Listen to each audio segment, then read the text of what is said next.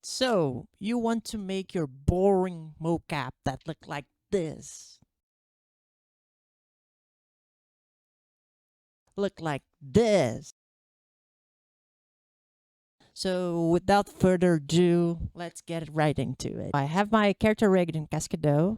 I rigged him in Blender with the meta rig from Rigify. And the mocap I'm using, I took it with Rococo Video. I'll leave it a link in the description. And I retarget it using the Rococo retargeting add-on. I'll make a shorter video about it in the future. With my character here in Cascadeur, I'm going to import the animation that I exported from Blender. What is the concept to edit the mocap in Cascadeur? In Blender, Maya, or Unreal Engine, we usually add a layer and key a good frame before and after the bad frame, like let's say a clipping in the head, like right here, where his hands clips on his head. But in Cascadeur is different because Cascadeur doesn't have animation layers as of right now, January 2023. So this workflow is more like a destructive workflow. So I recommend that you save incrementally your edit. You edit the arm, then you save like arm okay, then go to leg okay, and go saving if you need to go back at any time, because it's super fast to edit the mocap in here. The basic workflow is very simple. We just find a bad frame. I will go a couple frames back, like it's from here to, and a couple frames after. So here, it's this range. So what I like to do is to select the arm here in the track, and then just go in the track from the arm. And then what we're going to do is we're going to this option, and here are the interpolations, and we're going to click interval editing. And then we go to the bad frame. We select the joint we want to edit. Then we make our edit. We can even turn on the path so we can see what's going on in the selected path. And if you take a closer look, he's not clipping anymore. Yeah, and you can come back here and take like stuff real close. His hands are bugged because I didn't bother about it. He's just my test dummy. See? Oh, maybe it's clipping right there. So I just go back a bit. And there you go. What you can't do is edit like a tip. Like go to the last frame and edit. Because with the frames before, it will look good. But after the interval, you will get a snap. So if you want to edit the last frame in the chain, you will select a little back and a little forward. Go to the middle. Edit the motion.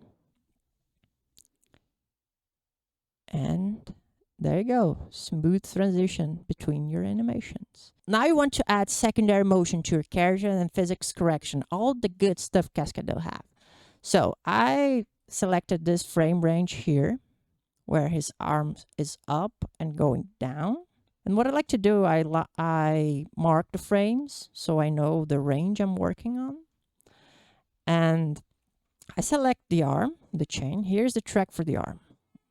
That's why I'm marking it in here. The marking doesn't do anything. It's just for organization purpose. So I turn off the physics corrector because sometimes it goes crazy with mocap, like the center of mass goes like jiggling all around. So I just want to take the secondary motion right now. So just secondary motion. Lucas from the future here. In this clip, I told you to turn off the physics corrector, but it was turned on. Sometimes it's okay. If you leave it on and it bugs too much, try to set it to work on interval. So it only works where you have selected frames. If you select a frame range, it only works in there. Sometimes give better results compared to the whole timeline, the whole animation. And then I select this range. Then in the object properties, we go to secondary motion. and we click this little button here and we turn red, and it will edit the property in all frames we have selected. So I want it to be 0, the local blending. The local blending is 100%, 100 is uses only the animation, and 0 uses only the physics simulation. So now everything is 0, but nothing happens because we need to go to the auto physics. I resetted his position in here, so he overlap the character. And from here to here is zeroed out, the animation from the arm, and it's just the simulation. Now I select the last frame and set it to 100. And if you look closely, the value snaps from 0 to 100. So it goes like a hard snap.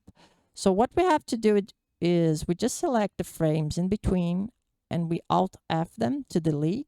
Then we select the last and the first, and we set some interpolation. So if we look the property here, the secondary motion, frame by frame, it will increase to 100. So if you take a look now, he has a little bumpy in his arm. So you can add frames in between. Let's say, oh, in here I want it to still be 20. So it's wiggling more. And then it will wiggle more. And after you're done with the editing, you just snap the character to the physics. And it will say to turn off the secondary motion, because if you already have it and you add it on top, it will go crazy and it will not look natural. So if we turn off the physics simulation, there it is.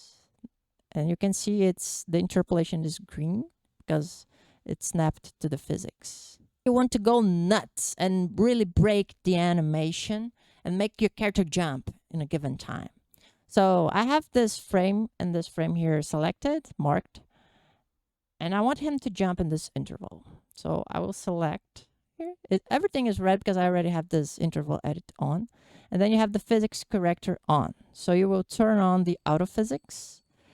And the thing with jumps is if you set the jump too far from the landing pose, like just a tiny jump, the physics will shoot your character higher, because from here to here, your character is supposedly on air. So it goes like, oh, you can't be this long in air in a small jump. So it shoots you higher.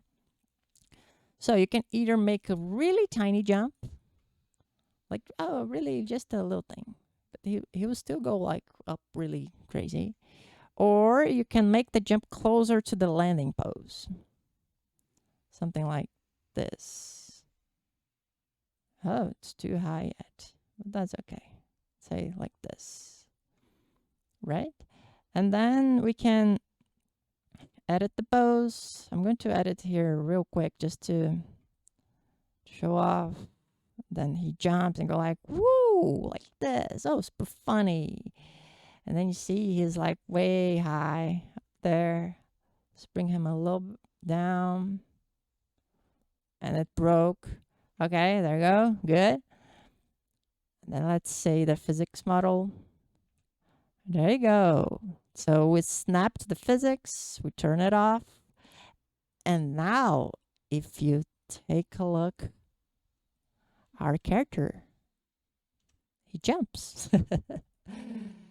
You can play around it. It's a little tricky to get it right. And you can see here his leg snapped. Like, bam. What we can do is select just a couple frames and delete them. And then make a linear interpolation or clamped. And he will go like a little smoother. And to close up this video, let's go to the most important thing when people are cleaning mocap, the foot.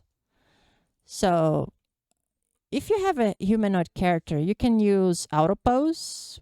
But if you move your character in your auto pose, the auto pose will snap him to a natural pose where he has balance.